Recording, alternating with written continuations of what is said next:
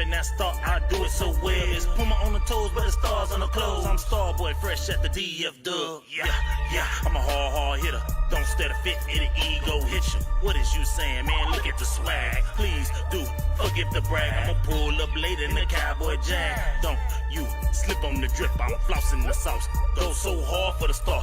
Yeah, that be win, lose, or draw. If you take a L, get the F off my block. Cowboys win. Watch yours. Pull up the shots. Really can't help it, got a star status. Even got it tatted on my arm. Yes, we be 5 ring strong. Left a little room cause it's quest for the six. Starboy really reppin' this shit. Dallas Cowboys to the death for me. Dallas Cowboys to the death for me. I'ma keep reppin' loud until there's no more left in me. Dallas Cowboys to the death for me. Dallas Cowboys to the death for me. I'ma keep reppin' loud until there's nothing left in me. Dallas Cowboys, Dallas Cowboys, Dallas Cowboys, Dallas Cowboys, Dallas Cowboys, Dallas Cowboys, Dallas Cowboys to the death for me. Yeah, tell me who the #1 fan. Yeah, Mr. Westside, I'm the man. Dallas Cowboys from my head to the toes. They better recognize who the fuck I am. Damn, haters run their mouth like a bitch when they team ain't shit and my team stay lit. Yeah, I'm about to rep this shit to the day I die in an all blue casket. If you wanna get with a club with love, tell Star Status Westside sent ya. Hall of Fame, Hall of Fame, Hall of Fame. Emmett Smith is our main. Game time, prime time, all the time. Your team ain't never on TV like mine. That's because we different. We America's team and we run this. Like Zeke runs circles right at defense. Jerry Jones, that's nonsense. Let the coach's coach. And I'll have a smoke. And I know y'all wanna toast to that. Dallas Cowboys to the death for me. Dallas Cowboys to the death for me. I'ma keep reppin' loud until there's no more left in me. Dallas Cowboys to the death for me. Dallas Cowboys to the death for me. I'ma keep reppin' loud until there's nothing left in me. Dallas Cowboys, Dallas Cowboys, Dallas Cowboys, Dallas Cowboys, Dallas Cowboys, Dallas Cowboys, Dallas Cowboys to the death for me. DC, that B4L. DC, that B4L. Reppin' that star, I do it so well. DC, that B4L. DC, that B4L.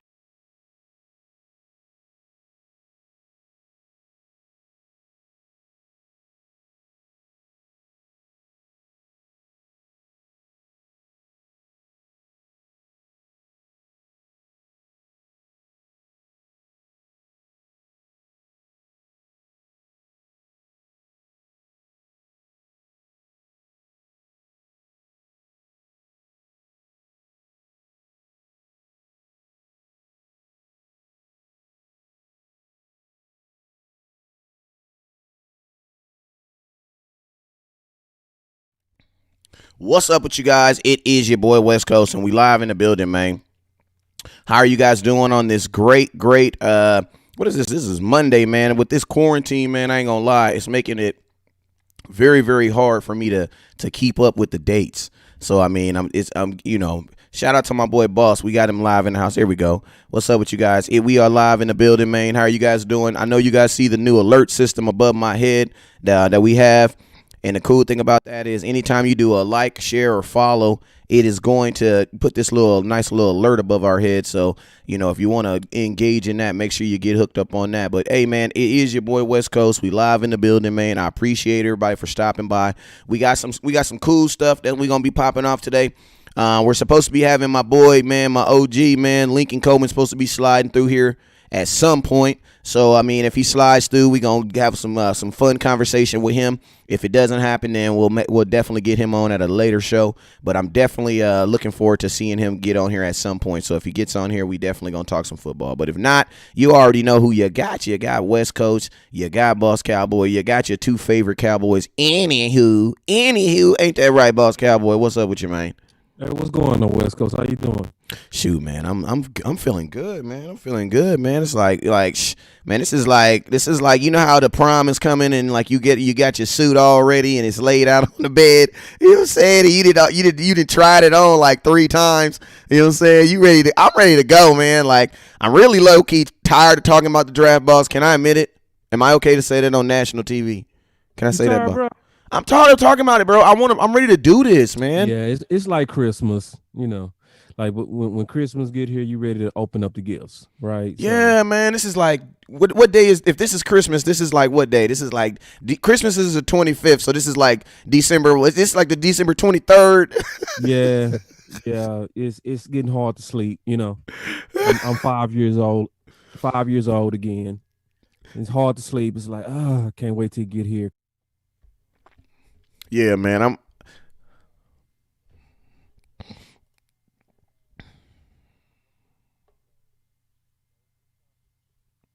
Yeah, man. I'm really excited. I'm ready for it to get here. Hey, man, if you guys notice, we have the new alert system right above my head that's going off. So whenever you guys like, share, or follow anything like that, it is gonna get it's gonna get some type of notification right above my house. Shout out to my boy Sharboy. He said he just liked the stream, man. That's dope, man. What y'all like? Do you guys like that the alert? If you guys like the alert system, it's going crazy, right? It's going. Hey, I'm loving it too, man. Hey, but tonight, go ahead, go ahead. Oh, oh, hey, I think Boss Cowboy is a screenshotter, man. I'm just saying. I think he's one of those guys that'll screenshot you.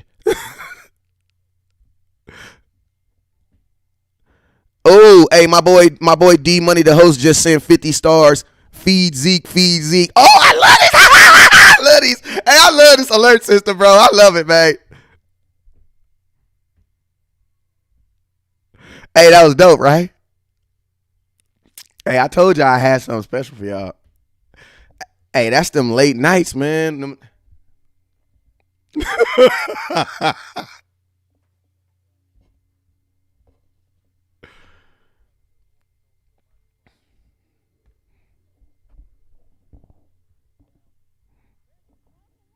Man, I'm turned up. I'm gonna be honest with you, man. Like, Boss Cowboy, don't get mad at me, right? But you're a better Cowboy during the draft. Like this is like Boss's like this is like his coup de grace. Like this is like I think he and like I've been through a full season with Boss, right? And he's hella engaged during the season, right? But like I think this draft stuff, I think this is like really like I think this is like his playoffs.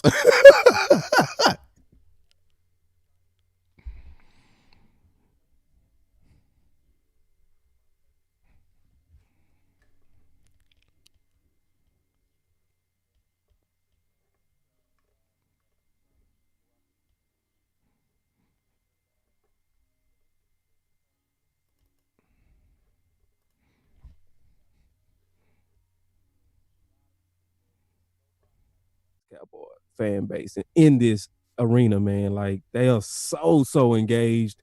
So it's just fun, man. So it's like now we're here. We're getting ready to see all the guys we researched, and it's gonna be a heartbreaker because we like so many guys this year. But so I'm already prepared to be hurt. But then I want to be happy at the end of the day. I don't want to be sad. I don't want to feel like I felt during the first part of the draft last year. Amen to that. Amen. Can I get an amen to that? Can I get an amen to Amen, that? brother. Can I amen to that? Christopher says that Boss has no sound. Let me know if he has sound now. Let me know if he has sound. I can hear. There we go. Oh. Okay. 1, 2, 3. 1, 2, 3, 3, 2, 4, 4, 2, 3. All right, we about to go back to that. Shabam. There we go. All right, so we back in the building. Hey, Boss, say something for me real quick. Yeah, man. Testing. All right, there we go. There we go. There we go. Rock Hey, man, that's why we got producer G on the real on the expensive shows. You know, the big ones. That's why we. That's what we got to make sure. Just to kind of recap what I just said, man, this is my favorite time of the year, to be honest. It is. I get very excited because, to be honest, the season is it's almost easy, right? Because you know the opponents, you're going to scout the opponents, you're going to give an analysis of what's going to happen, then you're going to recap it. It's not as many moving pieces as the off season. So in the off season, you got to look at free agents and you got to look at your own team and see what the needs are, and then you got to look at the potential draft and about 400 different candidates, and you trying to handpick the ones that perfectly fit your team. It's like the season becomes checkers and off season is chess. So like if you're a football head, it's actually the time to actually kind of really get kind of really bogged into this.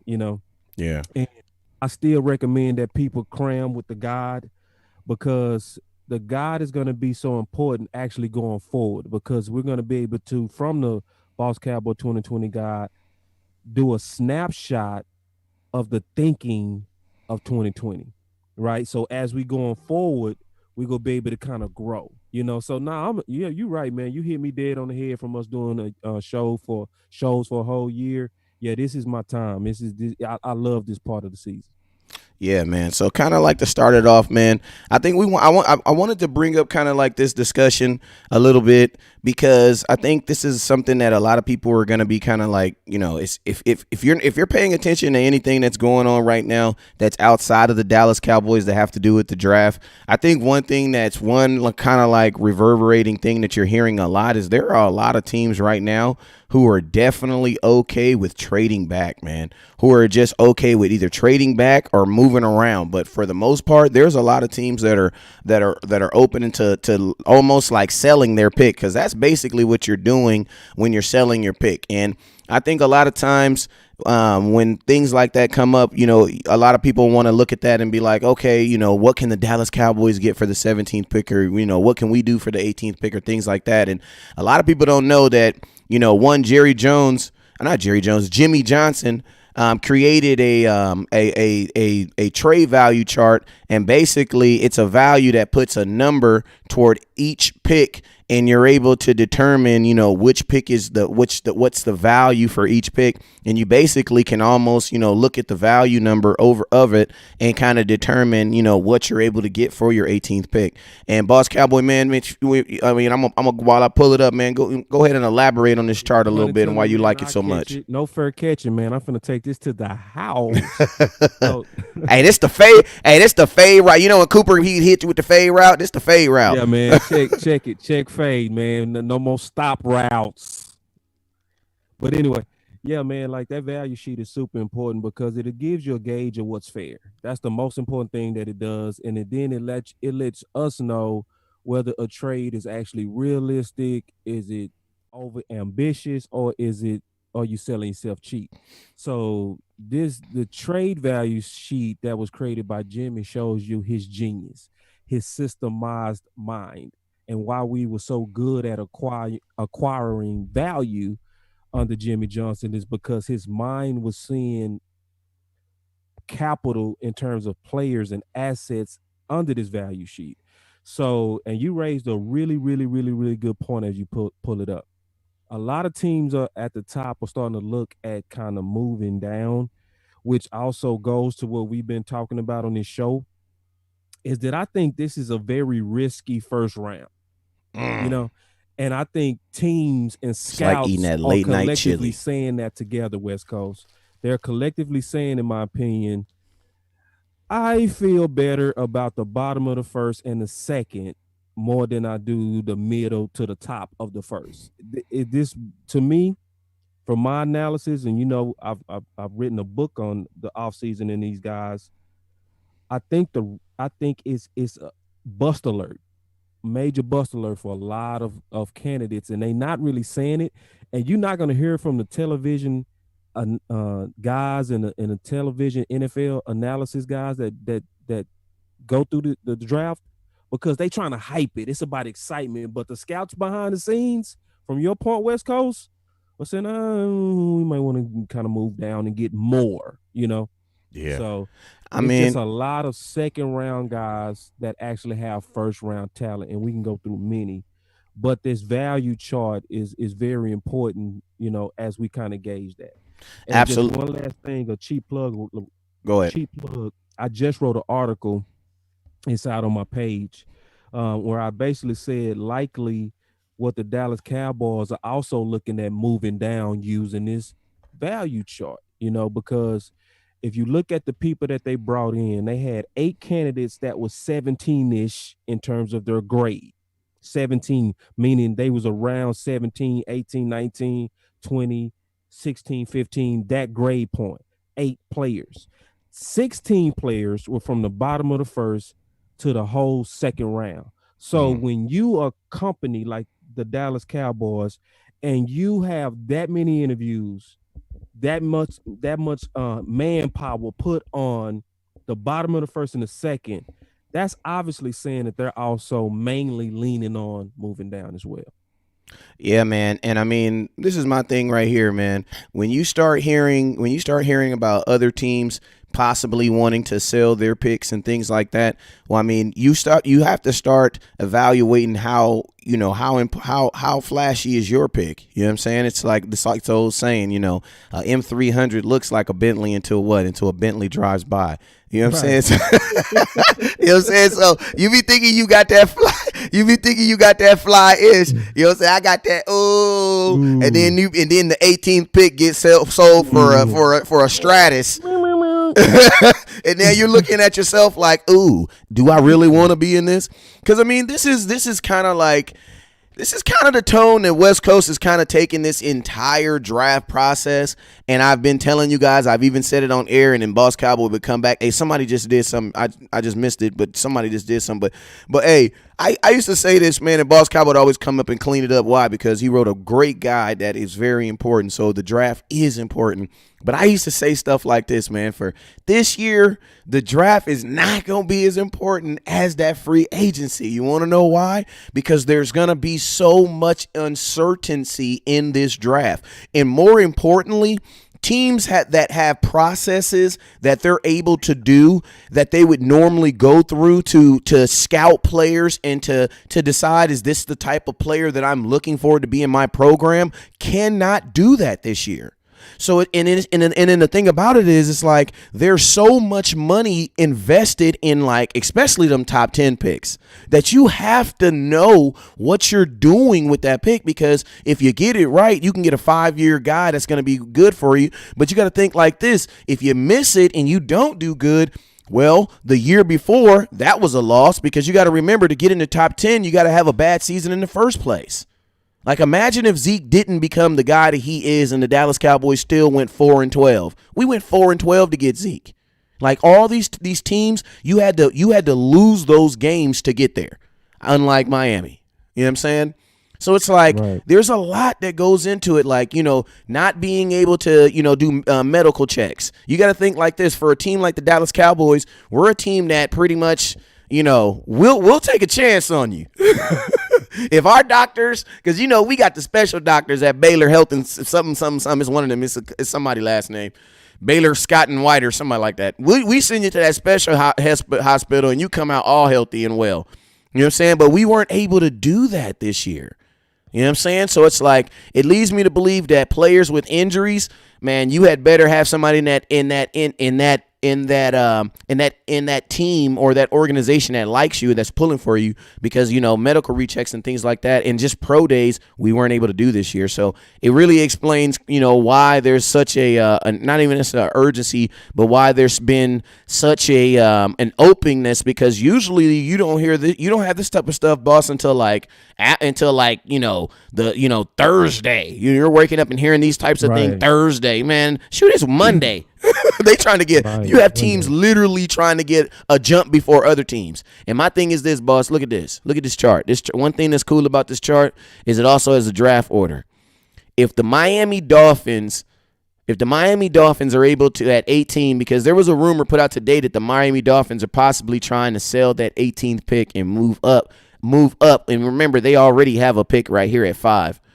If they're able to sell that pick and have that pick, do you think that gives more value to the Dallas Cowboys 17th pick, or do you think that takes away from the Cowboys 17th pick if they're able to sell that pick? Oh, it's more value. It's the fact that they're trying to move up, is way more value, because it lets anybody that's also wanting to move up, that they have a competition, right? And so whenever there's competition, it's always better for the end user, right? Mm-hmm. Always better for the customer. So we're the customer that's looking at selling it, then it's going to be good for any team that's putting out there that they're looking to move up for us. So when it's quiet, that's bad. But when people are loudly trying to move up, that's very good. And 17 is so ideal for a lot of situations. I said it's a couple of magnets that's sitting in this draft that's going to cause teams to want to move up, like tackle. I've been said that. I said tackle and quarterback is going to be the magnets where teams are going to be anxious to move up for 17. So we have a lot of reasons why we have move down options. And so I always try to remind people, West Coast, of think about what we was willing to do for Paxton Lynch and where that pick was. Like we got to go back in time to think about it, right? But remember, we was trying to move back into the bottom of the second round for Paxton Lynch, and Jerry was literally ready to give up the second pick and the third pick for Paxton Lynch. So you have guys that might be sitting there for a team like the Saints who know that Drew Brees is likely about 2 years away, but you got his prototype and you have Love that could be sitting there. You want to go get that, bro. You know what I mean? You want to go get that. And you want to take, in my opinion, you want to take him through the Mahomes road. We go get you early. We go let you sit under Breeze, and we go give Breeze his Kobe Bryant farewell tour in 2 years. And this is going to be our emerging quarterback who learned. Similar to like what happened with Aaron Rodgers, right? Yeah. So it's so attractive at 17. So like we, to me, in a move down position, and a lot of teams are in a move up position that's under us. Absolutely, man. Hey, we got some people over there in YouTube that's banging. Shout out to my boy David Jenkins. I appreciate you, man. Let's get right. Juice, man. Juice Box in the building. What up with you? Antonio Lopez. He said, I agree with Boss Cowboy. What's up with you? Landon Talley. What's up with you? He says, what's up, West Coast and Boss Cowboy? David Jenkins has a very interesting comment. He says, Boss Cowboy is like a silent hip-hop bars, while West Coast got the hype commentary. Quiet and confident, humble brothers. Appreciate that, man. Absolutely appreciate it. That was definitely the goal of the you know, is to have kind of like that quiet storm. So that's cool. Miss Tony, I appreciate you too. I see you guys. Man, we just got some stars over there from my boy Mike. I appreciate you, man. Keep on feeding Zeke. Keep on feeding Zeke. Hey, when you guys put the stars in there, now you get the little notification, man. Just our way of letting you guys know that, you know, even though I may not see you guys in the comments, that I do notice you guys, and we do appreciate you guys.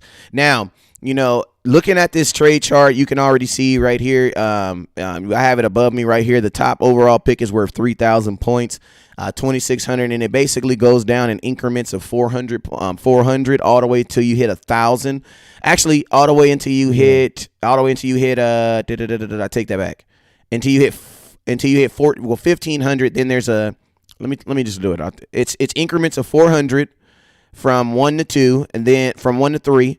Then from 4 to 6 is increments of 400. So these are the points difference. Then it's a 100. Then everything else under that is about 50 to 25 point difference. And that's as far as the value. Now, you know, the Dallas Cowboys currently right now at the 17th. The 17th pick, for example, is worth 950 points. If you want to look at all the Cowboys picks, all the Cowboys draft, their points, I'll show you right here. Dallas. Appreciate you, man. Keep feeding Zeke, OG. I appreciate you, Bishop. So, man, as you guys can see, we have with 950 points. If you package the 17th pick and the number 2 pick, which is 390, somebody give me a calendar on that. Hold up.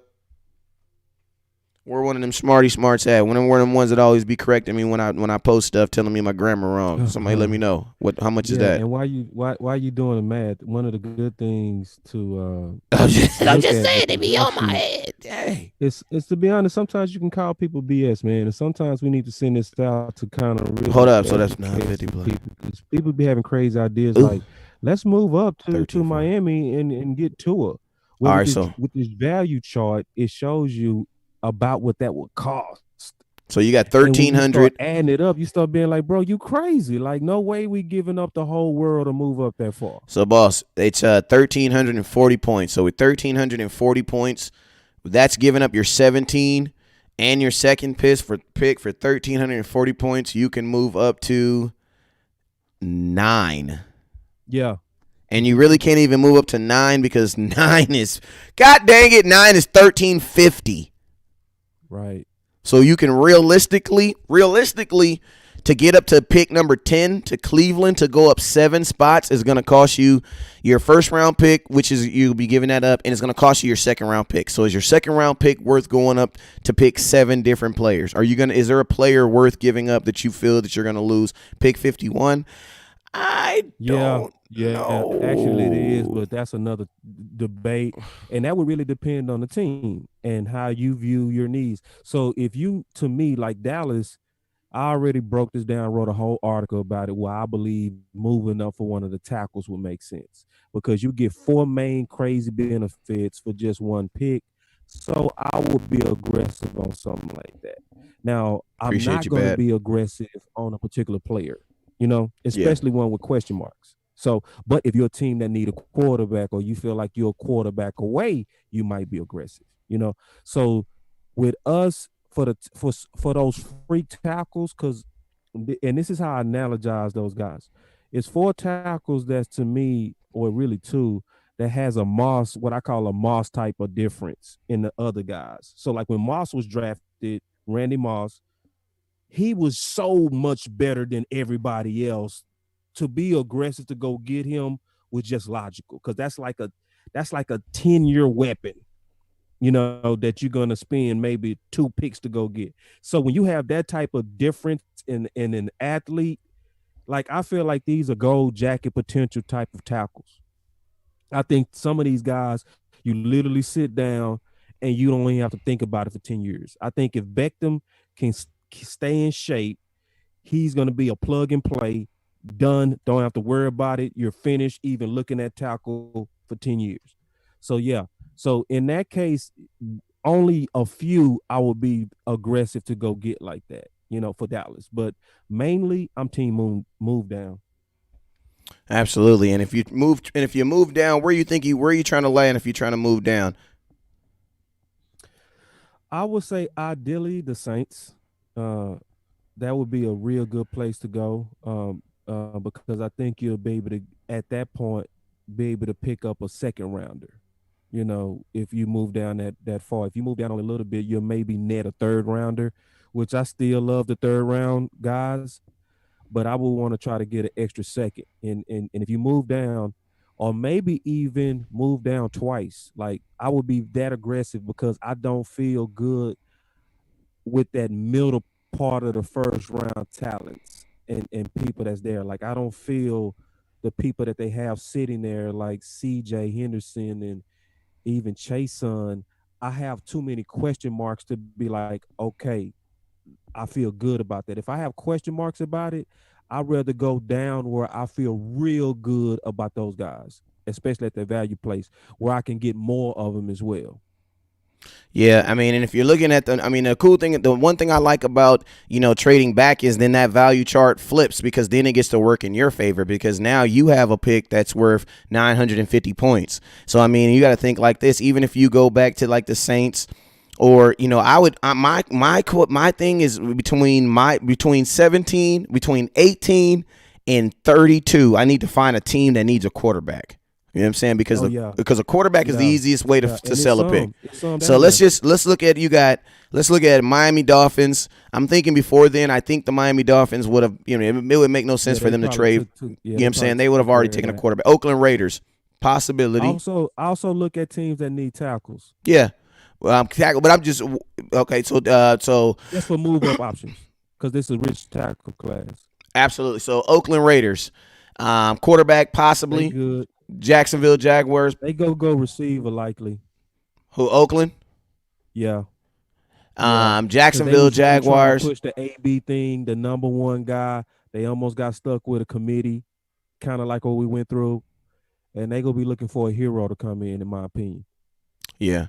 You have Jacksonville Jaguars, you got the Philadelphia Eagles, Minnesota Vikings, New England Patriots. I The think Vikings, I can easily see being very aggressive for tackle because remember that's why they lost that game against San Francisco mainly is because a right tackle was breaking down. He was getting destroyed. and I'm gonna tell you something So else. at I that point, think Minnesota could also be very, very could also look at also is quarterback. Man, I don't see why Minnesota wouldn't look at quarterback. Why? Because you have situations like Denver where they had an older guy in Joe Flacco, who came in who they thought was gonna be the starting quarterback, and what have happened, and they ended up drafting the Luck kid, and then Luck ended up taking that job. You know what I'm saying? Yeah, that'll be a surprise, but I could see them doing it because they got Cousins on a short contract. And remember So this. that's This is the smart. second They, time like they've teams signed could be Kirk trying Cousins to to say, a second okay, I think this contract. guy be good to groom because you'll be able to go cheaper then, right? In about Exactly. 2 years. And then Yeah. think about this, man. In 2020, no team, as much as we don't, as much as fans hate to say this, but teams have no problems firing people. Like they have no problems just saying, "Hey, man, That's facts. it's not working out, bruh." You know what I'm working out. saying? Like they have no Yeah. like, but fans, it be the fans that be the ones that be like, "No, I can't do it." Jason Witten, I love you. No, man, Jason Witten was already telling us he was willing to go. You know what I'm But saying? if I was doing an order for Minnesota, and I wish we had our podcast expert with us, but the order that I would think would be tackle for them is orders importance, then corner because the problems with Rhodes, right? And then, like you said, quarterback as a luxury or a contingency after Cousins, right? Mm-hmm. Because I really do think, to your point, like I think Eason is a down low, sexy pick. Like some people don't like Eason. And there's no, and think Every about this. time I There's look no at pressure Eason on and I him. really watch his film. There's no pressure. And think about this. Do you have a quarterback who will, because when you say groom a quarterback, you got to first say, do I have a quarterback who will actually groom the quarterback? Do I have a guy that has the mentality that would do it? Does Kirk Cousins have the mentality to let a kid come in and get Nah, groomed? He's not grooming anything. I don't. No. I don't think he. Well, No. I'm gonna be honest with you. I believe groom he by would. just teaching him and letting him watch Cousins. That's the grooming. Like ain't like no man, like no competitor is doing it. I'm saying it from a groom of like how they had Aaron Rodgers sit under Brent Favre. They didn't talk to each other. It was awkward. The same Yeah, thing but happened with those are one-off situations because I've heard many situations because you have situations like Chris Carter where Chris Carter literally took Randy Moss under his wing and groomed him. So I think it's all about the personality of the person. But they was both on the field. You know what I'm saying? They was both on the field. Like when it come to quarterbacks, generally speaking, like Montana and Young, they did a commercial about it where they was like, "You guys are awkward," because they was making fun of their relationship when they was at San Fran. Generally Yeah. with quarterbacks, when And somebody then else you is also in gotta the room, people get nervous.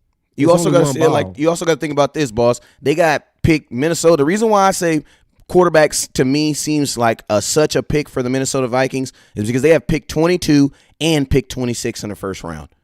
So it's like if you're, what if you have two picks in the first round, and if you're the Minnesota Vikings, what could help you the most? Honestly, by finding a young quarterback that's cheaper than Kirk Cousins right now, because you play Kirk Cousins 1 year and you release him. Right. And then guess let me, what? real quick, You man, I save saw all you that money. comment on linebacker. I do like the linebacker a lot. Jordan Brooks out of Texas Tech. Just real quick, I just wanted to answer that real quick because I like what he said that he felt like Jordan Brooks is one of the best. He definitely built like he's an NFL guy. The only thing I don't like about him, brother, is he's a little bit slow on diagnosing plays. But in terms of an athlete, yeah, he is the best looking linebacker in the draft if it was just based on how he look in uniform and how he run around. Yeah, man. So, hey, shout out to going back to what you were saying, West Coast on that move down and quarterbacks. Yeah, I could see that with Minnesota. I think one of the somebody and on my page said a real good Danny Mullinox. We talking real good football this week, Danny. We've been doing real good, me and you. He said New England. I absolutely agree. I think New England is an ideal candidate for quarterback. Ideal, perfect. Especially if they feel like somebody is sitting there that they feel like have all the raw tools that they can build. Because if any team have shown over the years that they are quarterback experts, it's New England. You know what I mean? Yeah. Castle went 11-5 with New England. Jimmy G was undefeated with New England. Brissett only lost one game with New England when he had to play. And then we all know Brady record is crazy. So New England, I think, is also a good candidate for a move up with Dallas and a trade partner. Yeah, I'm gonna tell you my thing. My only, and I think New England's. I agree with you on that aspect. My only reservation on saying that I think New England is gonna do a quarterback is the fact that I don't think that Belichick is going to have his post era Brady, his legacy hinged on a rookie quarterback. Like I feel like I feel like Cam Newton's name's gonna come up somewhere, man.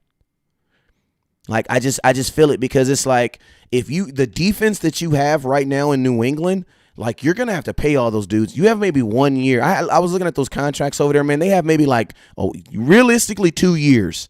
You know what I'm saying, of having that defense together the way they were last year. You know what I'm saying? So it's like I don't know if he wants to start all the way over. You know what I'm saying? Yeah, I'm so not thinking that. I'm saying it from a standpoint that they might want to have it. Oh yeah, that's what They go probably go with Jared Stidham right now. You know what I mean? Let him rock. But if they feel real good about a guy like Love, right? Like if Love is sitting there, even if they draft, honestly, even if they draft a quarterback, even if they draft a quarterback, I could still see them trying to get Cam, because I mean Belichick, I just don't believe that it would make sense. You know what I'm saying? Why not? Cam Newton, anywhere you go, is going to be it's a Band-Aid. You know what I'm saying? You're not going to be looking at, it's going to be a kind of like a Ryan Tannehill deal where he goes there. If he does well, you hopefully get back in that market. And the good thing about Ryan Tannehill, he did take kind of a lower deal. So, Cam Newton's probably thinking he can get back around there. So I don't think that this next deal that Cam Newton takes, I don't think it's necessarily going to be that big deal. I think he's looking for something short where he can get in somewhere and prove that he's still a winner, so he can go get a huge contract somewhere else and retire in his ranch, right? And I think New England, just like you, I think New England would give him that opportunity to let him come in there, and then guess what? In return, absolutely take one of them quarterbacks. I actually Googled. I was looking by accident, and two guys that New England's that the guy came up as far as quarterback early was Eason, and then a guy that was a steal guy was the kid from Georgia, Foam. I gotta what's his name? The quarterback from Durham.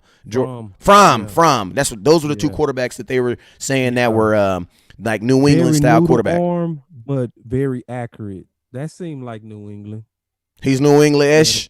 New England-ish. He's very New England-ish. Very noodle army, but very accurate. Don't got to throw far. Yeah, underground, good thrower. Okay. So very underground, good thrower. So yeah, Jake Fromm. Yeah, I can see that being a New England guy. Yeah. And then also there's also some quarterbacks that they could change for too. My boy Joseph says, you still got Andy Dalton out there who's still technically available. And think about this: as soon as Cincinnati Bengals draft Joe Burrows with the number 1 overall pick, freaking Andy Dalton's going to be worth like a 3rd round pick, 4th round pick.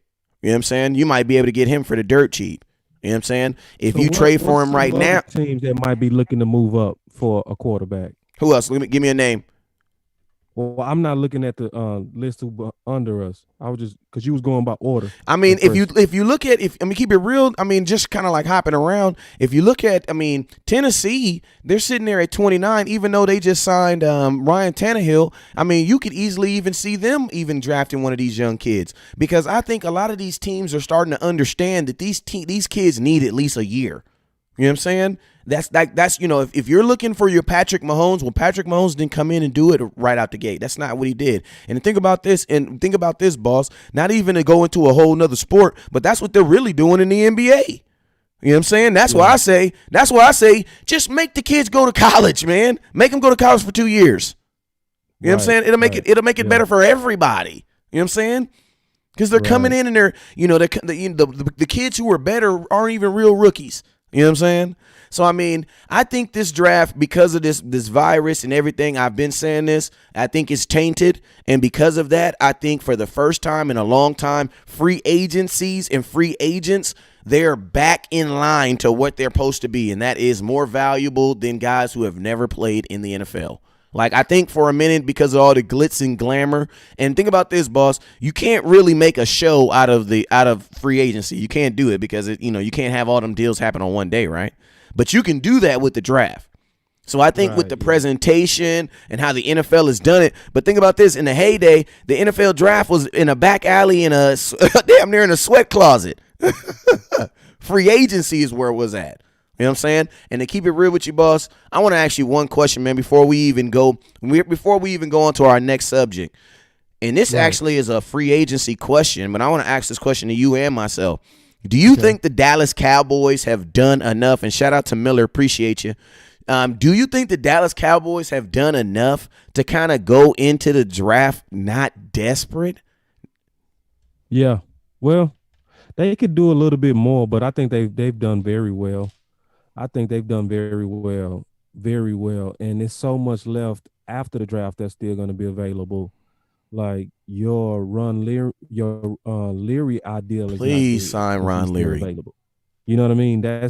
So it's Daniels is still available. Hurt my heart, but one of my safeties got away, went to the Browns. Who was with the Raiders? I can't remember his name.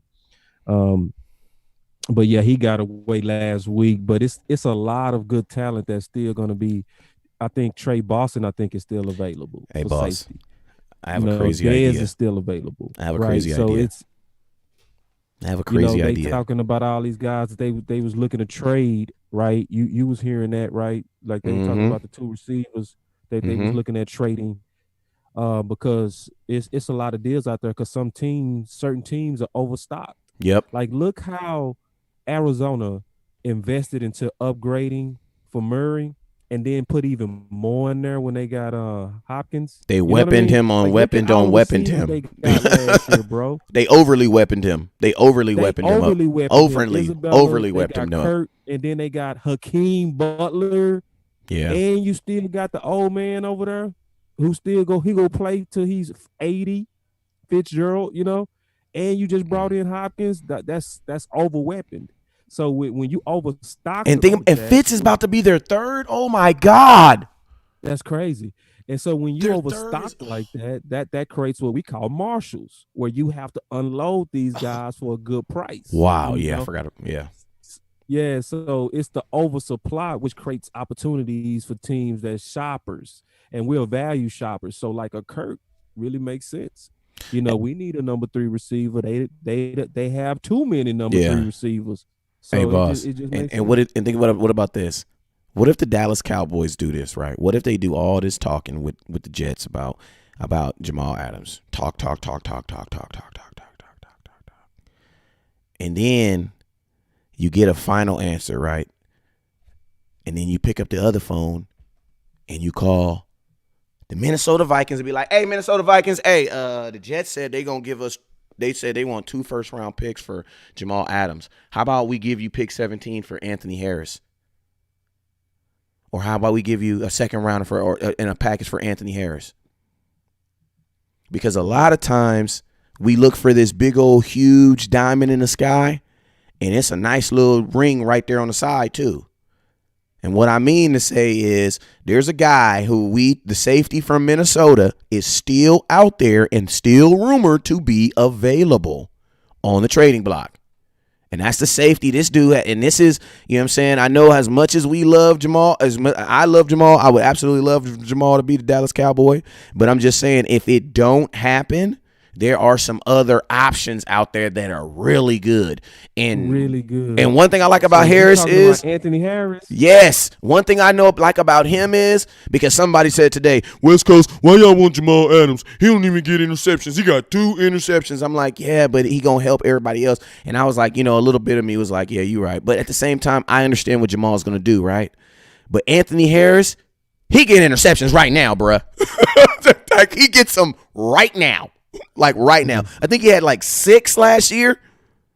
Yeah, and see, West Coast, we might have to do another show quickly after the draft, after we, celebrate. We need to aggressively on the logo after him. Aggressively look at like what you're talking about, what's still out there, bro. Like that's a big point you making, bro. Like, Anthony Harris, and I cried. Guess how much Carl Josephs went for to the Browns, bro? You gonna cry.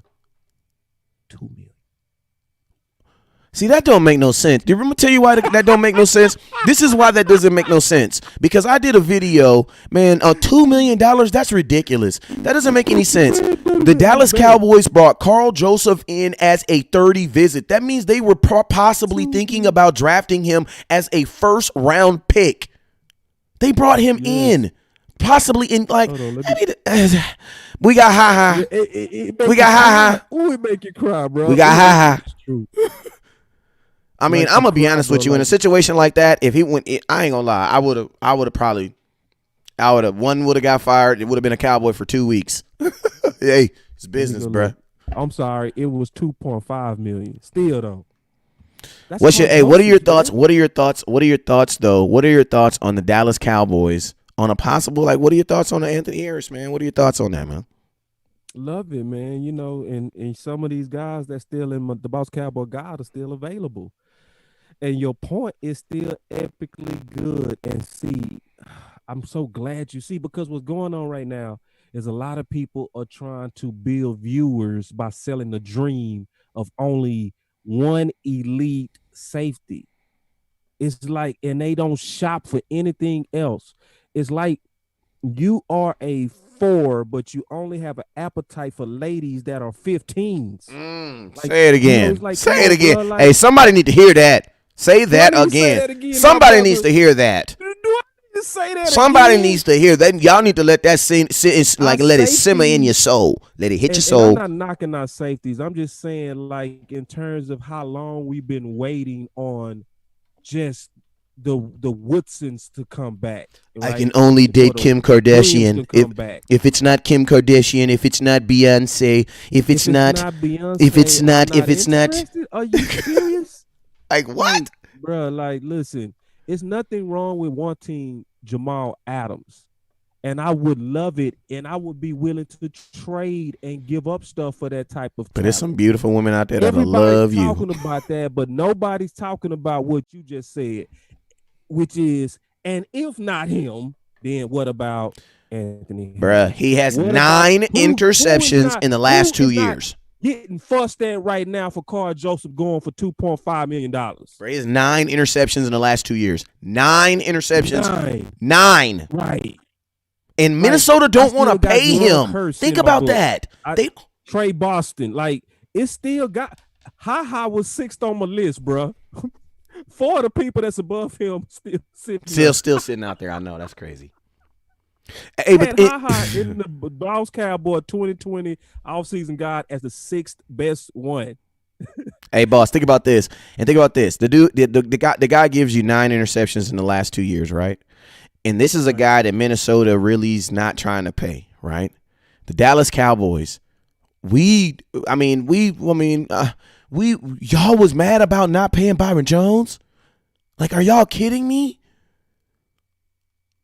Like, they don't want to pay a dude that gave them 9 interceptions. This dude gave a 2. Like, that's what I be saying. That's what I be saying. Only in Dallas do we devalue turnovers. You want to know why? Because we ain't had them in a long time. I promise you, if we had were a team like ask a Pittsburgh Steelers stand if they value interceptions. You know what I'm saying? Like, ask a Baltimore Raven. These teams that are used to getting interceptions. You know what I'm saying? Yeah, like if he would have been in Dallas with 9 interceptions, he would have been paid in December. Bruh, he would have got franchise tagged if anything. Interceptions, bro. Like, that is like water in the middle of an African desert, bro. Like, you know what I mean? It's like it is Dallas. Like you said it perfect. We haven't experienced a ball guy in so long that we don't even know how to value them, right?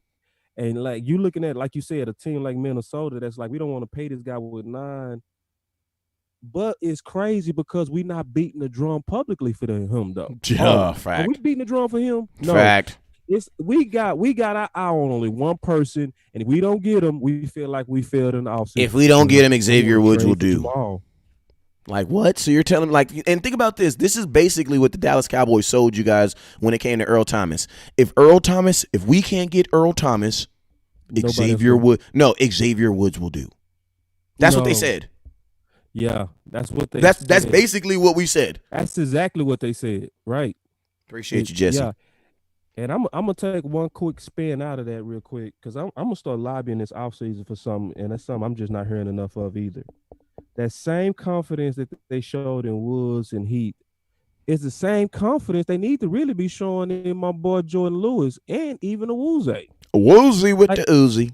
Like, how you go have all this optimism with the multiple bad angles from Jeff Heath and the super bad tackling by Woods, and pass up on Thornhill and say those guys were offended when everybody was talking about Earl, and they still went out there and played bad.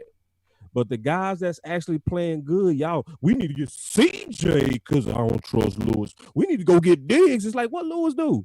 Like, what Lewis do on the field? Somebody tell me, what has Lewis done so bad that makes everybody just ready to replace him, but nobody's saying a word about Xavier Woods? Like what did Lewis do on the field? Like, nobody can say, yeah, he gives up a lot of touchdowns, or he misses tackles, or he don't turn around for the ball. His own players call him what, West Coast? Ball God. Ball God. They don't give you a name like that unless you're coming up with the what? Ball. So the guy that's coming up with the ball to the point to his whole defensive team. No, it wasn't the defense. It was offensive lineman. It was an offensive lineman. It was an offensive lineman that said it.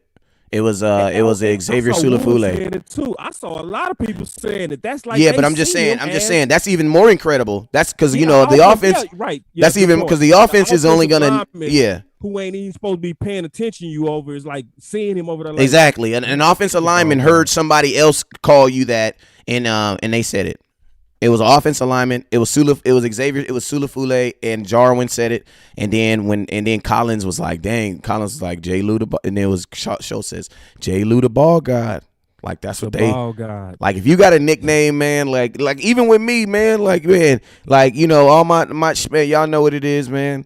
Like, the folks that be around, man, because I be trying to read your whole government name and it just be too long. You know what I'm saying? So I just be like, Buddha badass.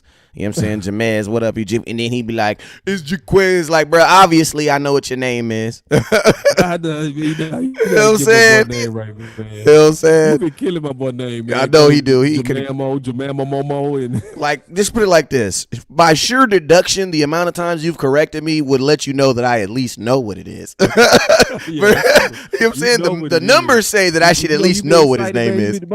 My boy Jamal.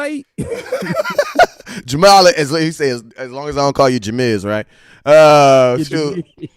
Hey, man, I gotta be nice to Jamiz Alawale, man. But I ain't gonna lie, man, he be costing me plays on Madden and in real life, bro. Oh, for real? Yes, okay. Bro. Yeah. Yes, man.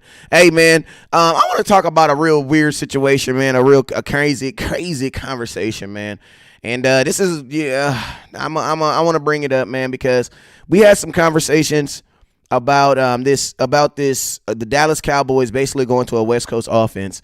And with the Dallas Cowboys going to the West Coast offense, there is going to be the need for another tight end. Like, it's just, you gotta have to do it, because with running the West Coast, when you run the West Coast offense, you're gonna run some 12 personnel. You know what I'm saying? If you guys remember some of the biggest plays in the West Coast offense, well, when you think of West Coast offense, what do you think about? You think about what? 49ers. Or at least that's what you should. You know what I'm saying? You should think about the 49ers. And when you think about the 49ers, when I think about big plays, when I think about players, I think about Jerry Rice, Joe Montana's. But when I think about plays, I think about tight ends. And y'all know what damn play I'm talking about. You know what I'm saying? Y'all know the right. You know what I'm saying? Y'all know the play. We're not gonna go there. You know what I'm saying? But that's what the West Coast offense is about. It's about guys moving off the line, who's ever off the line, moving back and forth. And it's also about having tight ends getting up and down the field. Now, my boy Boss Cowboy had this crazy idea. What's up with you, Aisha, for the like? Appreciate you. Had this crazy idea to bring in this rapper named OJ the Juice Man. So, Boss Cowboy, tell me about OJ the Juice Man. And that's OJ Howard, man. I ain't gonna lie. He was a beast at Alabama. What up with you, Greg? Appreciate you, Greg. Yeah, I'm a marshals guy. And so marshals basically mean you getting a person that was a previous great who, for whatever reason, seem like they've lost their value, right? I always love those guys because you're getting people, to me, that have big upside. He's and a lot of times when guy. you pair them with Dallas, you almost get a return to their former greatness. It's a long history of that. Like, don't forget, Cooper was looking like he was falling off with the Raiders. He only led the league in drops for 3 years, So what happened with him to Dallas, though? Increase. Quinn, right? Everybody was like 6 Shoot, sacks. Quinn lightweight loved the Dallas Cowboys more than anybody right now, more than the Bears. You want to know why? Because we got you paid. The Bears are just a Exactly. team that paid you, but it was the Yeah. star that got you paid. But when he was coming over, he was a true Marshalls. He looked like a Mhm. former great. Like you was that guy that got 20 sacks a long time Long, ago, like right? at least like it was like 12. Like Quinn been in the league a long time, bro. Yeah, he been in the league a while. But so people wasn't expecting that return of greatness, but the Marshalls showed up and boom, he returned. Same thing with who? Cobb, right? Mhm. Cobb looked injury prone. It looked like his best days were behind him. So much so that he took $5 million less than Cole Beasley. But then he came to Dallas, and what happened? He rose. So when you see this pattern of former greats who have former top grades, when they come to Dallas, the synergy, the energy, I think the magnetism, the greatness of our history just makes the greatness come out of people, I believe, West Coast. I really believe that. So when I look at Howard and his numbers will say funky, right, with Tampa, but I don't forget his performances coming into the league. I can never forget that. His actual performances with Bama, his performance with the Senior Bowl was so great. He killed a combine. He checked off pretty much every box like easily. You know what I mean? So, and I think he fit that. I think certain weapons don't do as well with certain quarterbacks because they don't fit. So, like for instance, if you playing for Wentz and you're a receiver, you're gonna hate Wentz because why? He don't target his receivers. He don't. 74% of his targets are to Zach, tight ends yeah, and went to running backs, Dallas. bro. I mean, that's why they got So Ertz and Dallas. exactly. So if you are OJ Howard and you with a guy that's the ultimate what I would call gunslinger. He loves to throw the ball downfield. He doesn't like to make the safe throws, the smart chain moving throws. It doesn't fit you. So even if you winning your matchups, a Appreciate you, Keith. Jameis is going to want to always target an Evans over targeting his tight ends. And so you'll have a great player like OJ seeming as if he is not what he was drafted to be, but it's really that you're matched up with the wrong type of quarterback. Same thing with Carr and Cooper. Like Cooper, people forget this West Coast, and it's amazing. But Cooper was the number 2 with the Raiders. He wasn't the number 1. He was the number 2. The number 1 was Cook. Now, if that wouldn't happen in Dallas with Dak, because Dak is going to target his receivers. You know what I mean? That's who Dak likes to go to. He like the guys who win with their routes. That's why they came up with the term Dak friendly. So to me, it's about matching a guy like OJ with the right type of mentality, which to me is Dak. You know what I'm saying? So like other people just look at his performance and be like, no, I'm out on him. It's like, nah.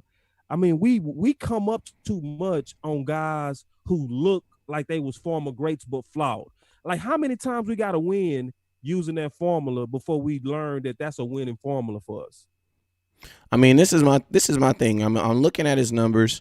I mean, I'm also remember who his quarterback was, who was, and he also had to switch with Fitzpatrick. They had Jameis got hurt a little bit. Had a couple suspensions in there. Had Uska suspension in there. So I know Jameis, his interceptions say that he's just not a quarterback to be trusted. You know what I'm saying? I've also saw, I mean, if I'm not mistaken, Jackson went over there for a little bit, did not thrive also. You know what I'm saying? So when I see situations like that, another guy who Jackson was like, hey, forget that, I'll go back to Philly. You know what I'm saying? So, I mean, yeah, that's how bad it was. Jackson said, man, forget this. I'll go back to Philly. I could be in Philly dealing with this BS. This is some bugs. Get me away from Winston, man. He said, I'll go all the way back to Philly before I deal with this Go bug. to Philly. They eat horse there in Philadelphia. They eat horse. They do. That's a fact. That's an actual fact. They eat horse boo-boo. It's a video. Google it. You know what I'm saying? But, I mean, if I'm looking at OJ the Juice, man, I mean, what I'm really looking at is a guy to pair with Jarwin. And it's like this, man. he's gonna be your second. He's gonna be your second tight end. I mean, Jarwin at $8 million is gonna get the bulk of your snaps when it comes to your tight end position. You know what I'm saying? And I'm okay with that. Jarwin's a guy who's a former wide receiver. You know what I'm saying? At Oklahoma State. You know what I'm saying? So he's definitely a guy that's, he has 5 touchdowns alone against the Giants. You know what I'm saying? So, I like him at that one tight end, but to pair, a guy like OJ at that other side, I mean, I think it would be something that the Dallas Cowboys would definitely, would create matchups. And I think also for the first time in OJ's career, I think he would kind of like, because when you come into the NFL as a big weapon as a big target or weapon, you got to be able to fill them shoes, because you automatically going to get the first coverages, the first thises, and the first that's. You know what I'm saying? And a lot of these guys aren't able to deal with that right off the muscle. And think about this. When you go into college, that's not how it is. When you go into college, no matter how good you is, you sitting behind somebody that first year unless you a quarterback. You know what I'm saying? But in most of the time, in most big programs, you're still sitting. So, I mean, I think you give a guy like OJ the opportunity to come in here into Dallas, you know what I'm saying, where he doesn't have to be number 1. He would be number 2. But at the same time, OJ knows that he has, if he balls out this year, he could technically hit free agency if the Dallas Cowboys don't pick up that option. But I would think if the Dallas Cowboys would trade for OJ Howard, they would definitely pick up that option. Why? Because it gives you 2 years. But more importantly, if I'm OJ Howard, I'm thinking not necessarily, am I coming to Dallas to be the next Jason Witten? No, I'm coming to Dallas to do what everybody else did, and that's get paid and leave. You know what I'm saying? And guess what that does for us? I ain't tripping. We have a good tight end for 2 years. And then think about this. Blake Jarwin's contract is only 3 years. So what I would really do is, keep it 100. I would really open up a two year competition for the Dallas Cowboys starting tight end. And in 2 years, when his 5th year option, I would sit back and say, who's better, Jarwin or OJ? You know what I'm saying? And if OJ is clearly better than Jarwin, then Jarwin, guess what, bro? Adios. You know what I'm saying? I like you, but I love those who save me money. You know what I'm saying? Schultz is automatic adios. Yeah, and then exactly. You know what I'm saying? So it's like, I would have, and then think about this. Even if you have to bring in an OJ Howard, right? Schultz I'm sorry, y'all. Schultz got to go, man. Like, under the new regime, Schultz should go. The reason why he should go is because he has no film to show that why he should be here. It's like, he don't fit a West Coast. And he don't, exactly. You know what I'm saying? His film is that of a run. Like, Schultz would be better in a run-based team. And even though we are a run-first team, I'm talking about a team that's going to be out there just powering a power eye more or less, because him as far as catching the ball and him as far as strings, the field, no, that wasn't even him at Stanford. That was not him at Stanford. Yeah, he's not in that athletic tight end. No, he doesn't fit. Like, and then he also makes too many mistakes on special teams. So, like, I could at least see if you was. He has more penalties than he has more penalties than he has yards. Like, you offsides, you holding penalties. It's all kind of. It's like you're a bigger liability so far than you are an asset. And I just don't think under this current regime that certain guys that had the favor of the old coaching staff. This coaching staff is to me. It seems as these guys go to people that just favor the best man, So no, to me, I just don't see him fitting. Now, what could happen? This happens before, when sometimes you now have to earn it. The Schultz that we've been waiting to see sometimes finally comes out. Yeah, finally comes out, because now you really got to fight for your job. When you was under old regime, where sometimes certain players got treated like sons and certain players got treated like black sheep. You knew you was the son. Rico got ran off, and even Brian Browder said publicly and openly, he said, I'm not going to lie to you guys. Rico is having a way better camp and performance across the board than Schultz. Yeah, and you know what happened with that, Boss Cowboy? Saying the truth got him fired. Salute to that. I don't know the real reason why he got fired. Come on now, if you Google, I saluted him for that. If you read the tea leaves, we all know why Brian Broder's lost his job. Building and employed with these guys, you the type of guy that value truth over sometimes your own job, right? And he just passionately told the truth, which is the right thing to do. I'm out here looking at these guys. I'm watching who's winning on the one-on-ones. I'm watching who winning on the blocks. I'm watching who winning on playing tight end. And he said, hands down, it was Rico. And boss, and remember what I said when I was at the blue and white game, right? And I remember I was supposed to interview Rico after, because me and Rico got me and him is real cool. You know what I'm saying? We got a good relationship. You know what I'm saying? He wanted to, he showed your boy a lot of love. You know what I'm saying? We were supposed to interview after that, right? And I remember I said this on live. I was like, bro, there has to be a conspiracy. How do you allow a guy to have a camp like he does and not play him in one single play in a scrimmage? Not one. He did not see the field, not one time. And I'm telling you, like, I started walking toward the field, and then as I seen, like, the way he was walking, I was like, you know what? Salute you. I like, honestly, bro, like, I already knew what time it was. Like, I already knew what time it was. Like, that would not have been a good time to try to even speak or even try to, you know what I'm saying? I wouldn't even want to speak to him in that moment. And on the wall. And you know what's crazy, boss? You know what's crazy? It's funny how you get rid of a guy like Rico, and then we're basically needing for this offensive style that we're needing. Honestly, Rico is honestly the type of guy. Mike McCarthy would actually like Rico, in my opinion. Oh, he would have fit perfect. He would love Rico. Because everybody here was, we want him to block. We want him to block. Mike McCarthy. What are you talking about, block? Did Jimmy Graham block? Jimmy Graham made a whole lot of money and could not block. A whole lot of money, bro. Like, they paid him late in his career to catch touchdowns. That's it. Like Jimmy Graham came block out of a wet paper bag that you just soak with a super soaker.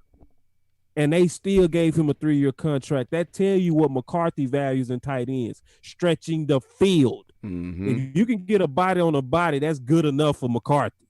So, like, all these people, we want Rico to block. And then that was always a lie too. Because you talked to Rico, I talked to Rico. One of the things me and Rico talked about, and you talked about with him before, is why y'all keep putting me on all the pivotal running plays if I'm Thank you. That's what he did. That's exactly what he said. 4th and 1 and 3rd and 1 when y'all need somebody to yoke this guy, right? And can do it. So why don't y'all have Jarwin and Schultz out here? Exactly. And honestly, if you know football, that's the most makes sense play of the world. If a guy can't block, why is he out there on 3rd and 1? Why is he out there on 4th and 1? Bro. That doesn't make sense. That's an obvious run play. I'm excited for James Slater tomorrow because he came out with the stuff. Because we can see it West Coast, but then when we say it, you know what people call us? Dun dun dun, conspiracy theorists.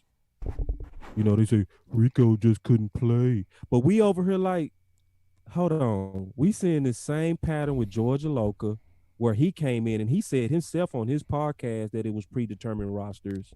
Right, we looking at the mystery of Anthony Brown versus Lewis, and we seeing all this favoritism around multiple positions, but we supposed to act like it's not a culture here. But you know what James Slater said?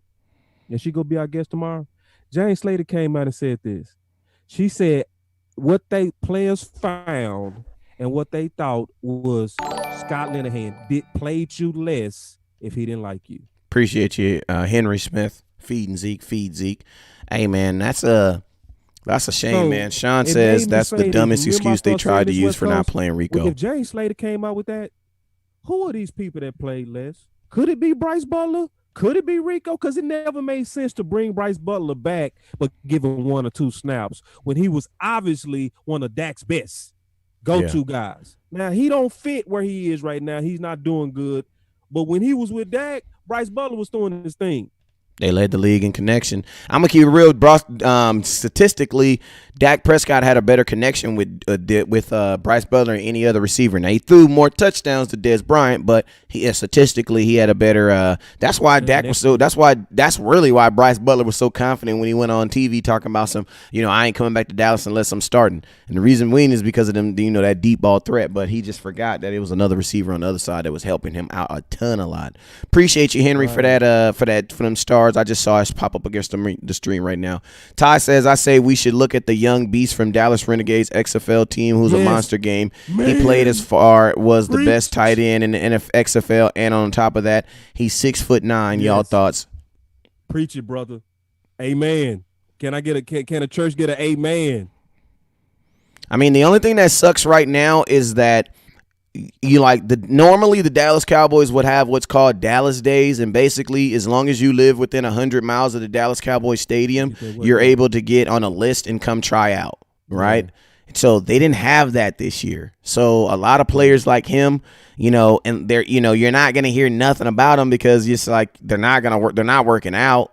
You know what I'm saying? Yeah, So it's man. like, to be honest with you, that's why I'm just saying, I see Kevin Durant and all these other guys that are like these multimillionaires that are on playing Xbox all day. I see what my kids do all day. I see today's 420, so I know what y'all doing all day, What are every they day. You know what doing? I'm saying? And it's just hard for, like, I know, I don't give a damn. I'm curious to know the percentage of draft picks that are, man, that are celebrating today. And I ain't knocking it because guess what? It's legal. But what I'm knocking is the munchies and the snacks that come after it. Like, ain't nobody, hey, baby, hey, happy 420. You know what I'm saying? I ain't knocking you. But all I'm saying is them snacks that come after it. So that's why, to me, honestly, I'm nervous, skill positions, like, how is that skill position guy keeping himself ready and keeping himself in shit, you know what I'm saying, Man. keeping himself ready and See, ready to go. with this off season right now, because of the ooey ooeys, The and that's our new ooey word for the virus, right? For the ooey ooey that's going around. The problem is everybody has different discipline levels, right? So you have the Dax, you have the Wittens of this world, you have the Michael Irvins of this world, you have the Adrian Peters of this world, where they'll just work, and Shannon Sharps. See, those type of guys go stay in shape when they're 50. They love working out. Then there are guys that you have to kind of stay on. It's the David Irvins of Appreciate you, this Frank. world. It's the Leon Letts of this world. It's the people that you had to stay on to keep them elite. And so, great point, man. That this off season is gonna likely cause record breaking injuries because you're gonna mix the disciplined guys with the undisciplined guys. You're gonna put them all together, and you're gonna say, go out there and play football as if we didn't take you through the normal off season. So this whole off season that's knocked off, the training camps is not happening, which it should have happened. I mean, voluntary workouts and stuff like that. All that stuff is off. And then what if you one of those guys that where you don't have the budget to have the prime personal trainers like that and like Zeke? What if Like you're a every practice squad guy? kid You that's don't have the money to projected to go out get there and drafted spend outside the like, second round. yeah, you're a second round, third round guy. You can't Anybody hire out the second my round, because friend only Will first True. rounders are getting advance money. I'm gonna just tell you that right now, because you got to think, Yeah, an agent, when they give you advance money, that's money that's coming out of their pocket that they're hoping that you're gonna give them back. yeah, The they only time they're know. gonna do that for is for first rounders, and sometimes that ain't even first rounders. You can take out what they have, like these. I know this because obviously we got people that didn't get experienced it, but they do have these companies that will loan you money. You know what I'm saying? But other than that, nah, bruh. Like, you're not, most of them guys right now are, they're I don't know. I mean, most of these guys are in condos or at home with mom. So I would think you try to sneak into your high school somewhere, but I mean, it's not efficient. It's nothing it's not that, I mean, think about this. Ezekiel Elliott was in Cabo as a multimillionaire with the best trainers in the world, with the best food, cooks in the world, to ensure that he was ready. And y'all still was like, but he's not at training camp. He's not gonna be ready. You know what I'm saying? Like, Right. and now now you expect, kids, freaking 3 years older than my kids. You know what I'm saying? And I see what my kids do. Like, man, I gotta turn their phone off to make them get up. And Like, for somebody real. asked, are we going to even have an NFL season? It's a possibility. It's a possibility because, when you track the trend of how the virus is doing in multiple countries, it has about a 3 month life cycle, pretty much 3 to 4 months, even in its worst conditions. So that's going to put us around June or July, where it's going to be mostly under control. Now, what's going to be the same is the practicing of social distancing. That's not going to change because if we go back to life as it was before the ooey ooeys broke out, it's gonna be a major flare up again. So they're gonna do things. They're gonna change regulations. Like for instance, if you go to the barber, they gonna come out with some rules on. They have to put on new sets of gloves. It's gonna be stuff like that until the vaccine come out. Just get ready for that. They gonna have games likely, but it's gonna be but without fans. They're gonna limit the amount of people that can touch each other. So it's a possibility, but it's gonna actually take us being very disciplined individually to help that happen. Now, if you got the unbelievers of the virus and the conspiracy theories that think it's not gonna happen, Stay away that's from the me. risk I see. Stay away from me if you believe that. Stay away from me. Stay away from me. Stay away from me as far away from me as you There's can. a major chance because people also we got to get this economy going. No way we gonna be able to keep this economy just at a standstill the way it is. It's gonna lead to a great depression, a worldwide depression. So that's not gonna happen. What they trying to do is they trying to get it to where it's under control. And then going forward, we're gonna have to practice social distancing until the vaccine comes out. And once the vaccine comes out, which should be about a year and a half, then that's when life is gonna return to what it was. But it's gonna be some new regulations in place. Yeah, man. So I mean, and hey, so you know what that means? Y'all need to get used to Boss Cowboy and West Coast because, man, it sounds like we're gonna be the most trusted allies as far as sports, as far as Dallas Cowboy football talk and stuff like that. So tomorrow we gonna before the draft comes in, I like to get my friend the big I call her the big homie, man, because she really the big homie, man. I like to call Miss Jane Slater. She's gonna be stopping by tomorrow, and she's just gonna be updating us on all thing rumored Dallas Cowboys. That means Dez Bryant, Jamal Adams, and a possible trade up or down for the Dallas Cowboys. Make sure you guys come in. Make sure you got your best shirt on and your best shoes on. You ain't got to change your socks. You ain't got to get it ain't Jerry Jones and nothing like that. If Jerry Jones, you better change your socks. But make sure you got your best shirt on. Appreciate you, Marco, for sharing. But make sure, and Tyrone, I appreciate you for the super chart, man. But yeah, man, I'm really, really excited about tomorrow's show. Make sure you guys tune in tomorrow. It's going to be going down. Appreciate DeMarcus Grinder. He said he just liked the scream. That's dope. Hey, tell me if you guys like the alerts and stuff like that, man. It was a lot of late night YouTube videos that was able to get that thing up and get that popping to get that popping. Thanks for following. Keep the ooey to yourself. Huh? I was just laughing at Tony. Tony said, "Keep the ooey to yourself." Oh yeah, because look, man, I went to go, man. This my pops was telling me how his friend came to come pick up something. Came to come pick up something from his house, and he was talking about how he was a conspiracy theorist and he believed that it wasn't real. So my pops was like, "Well, you got to stay outside. You can't even come in here because if you don't believe it's real, you ain't even washing your hands. So nope, can't do it." Appreciate you, Todd Phillips, for the 50 stars, man. Keep feeding Zeke. Keep feeding Zeke. Keep feeding Zeke. Hey, man. Hey, draft is about to be cracking, man. I'm gonna tell you that right now. The NFL is already talking about they have an internet problem. So if the NFL is having internet problems, y'all need to leave me the hell alone. You know what I'm saying? They say they having internet problems. So this is what I'm thinking. The draft is gonna probably be long.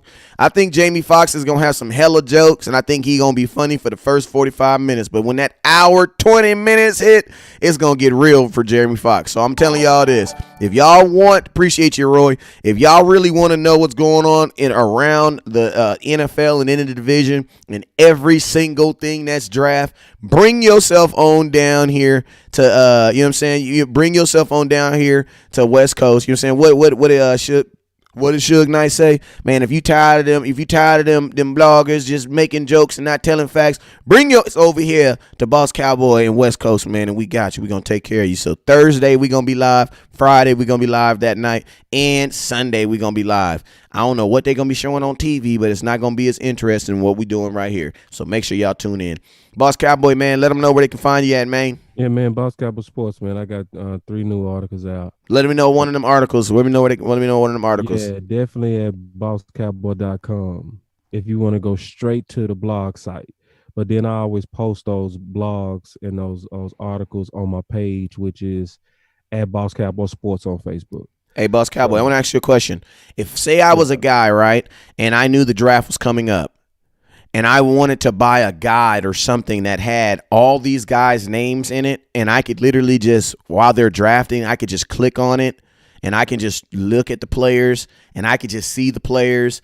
Like, is there like a guide? Is there like something that exists that, like, I don't know? Is there something? I don't think it's anything out there. I think the closest thing to what I do is FanSpeak, because FanSpeak, they updated a feature to where when you click on a prospect, they also have some video on that person, and that's as you're going through the simulator. But in terms of a guide that's team specific, where Well, I'm you saying, can well, actually we click we on a we talking about player. for the Dallas Cowboys. Yeah, that's what I'm saying. Where you can click on a player that fit the team that for the Dallas Cowboys. I don't know of anything that's out there where you can able to look at prospects that fit the Dallas Cowboys, and as we draft them, click and see for yourself.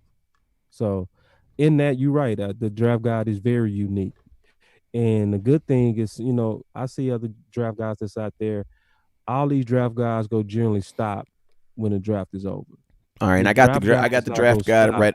I got it up right here, so you can actually look. And all I went basically did, guys, all I went and did is I literally just went to Amazon and just typed in Boss Cowboy 2020 Offseason Cowboy Guide, or you could just type in Boss Cowboy 2020 Guide. I have it right up on the screen right now. You guys can actually see that. Now, if you guys are looking, if you're going to be one of those people who wants to watch the draft and actually understand what's going on with the Dallas Cowboys while it happens, this is a great buy. It says it's 0 for 0 for me because I've already bought it. But right here you can purchase it. It's only $4.99. You click right here, and the cool thing about it is it'll be right here on your screen, and you're all taken care of. So make sure that you guys go ahead and grab this before the draft comes up. And Boss Cowboy, I think we were talking about doing a little special giveaway or something for, I think it was like the first 10 people that give it away. We're gonna have a little raffle or something on the day of the draft. But if you do purchase it so that you can get in that, make sure you send that screenshot over to Boss Cowboy's page at Facebook, or you can send it over to my page right here. You're watching it, and I'll make sure that gets it. But on the draft day, we're definitely gonna raffle something off for the people who go ahead and purchase this and supports the manual. Because I'm gonna be honest with you, man, this has been the reason why I ain't really had to do a whole lot of sweating this offseason. Because like last offseason, man, like looking for draft prospects is weird, bro. It's like, okay, you have 50,000 players that you can look at. Where do I start? You know what I'm saying? But like this, it like you do all the work for me, so I didn't have to do no work. Like if I just want to go to linebackers, I just go to the linebacker chapter. If I want to look at corners, I just go to the corner chapter. And the cool thing about it is not only does it draft picks, but it also focuses on free agency also. So man, I mean, it's literally a cheater's guide. It's absolutely a cheater's guide. It's geared for the Dallas Cowboys. My boy Sean said, "I'm going to get mine off Amazon tonight." Hey Sean, so you're able to get involved in that raffle. Make sure that you inbox when you purchase that. Make sure you inbox over so that we'll be able to raffle it. Boss Cowboy will be able to raffle that off Thursday night. So make sure you're, like I said, and then get one your more thing too. shoot. I'm gonna say this because this is super important. Like, we really believe on this show in growing knowledge and having and creating thought. That's one of the things that West Coast and I talked about when we started partnering. We said we want to be people that's not copying. We want to be people that's actually coming up with ideas and not being bitchers. Because if you bitching, that's all you're doing is complaining. But what we like to do is actually solve problems. We like to give ideas that can help fix things. We pride ourselves on that. So when people come to this show, that's what we want y'all to be listening for, is how to solve problems. So sometimes it'll sound like we're complaining, but what we're really doing is we're saying we see a problem, but we also see this is how to fix it. This is So how we if you want to fix get it. better in this process to where we all grow together, not even just for this draft, even after the draft, you want to purchase this because you want to timestamp what was the leading thoughts of 2020. So then when it's 2024 and Boss Cowboy and West Coast are still at it and still grinding, and we have on a whole new level, but we still doing the same thought-provoking, substantive Dallas Cowboy information, we gonna be now looking at these guys as what? Free agents, right? And we're gonna have a better gauge on who do we miss on, who do we have opportunities to get. So you want to timestamp this. So even if it's after the draft, you want to get this. Get it now so you know what you're doing in the draft. But even after the draft, like, we're gonna be pushing this. because this is how you become a real scout, a serious Cowboy fan that's out to uncover truth. So when you know good history going forward, you're going to be like way better this time next year if you keep up with the process that we putting you on through the Boss Cowboy 2020 offseason Cowboys guide to the 53. Hey, have you ever been live for a minute and an hour and 24 seconds and you're thinking, at a minute and 25, I'm about to die if I don't have a cup of water? And then you remember. Go drink, bro. But then you remember you brought a cup of water out here when you came.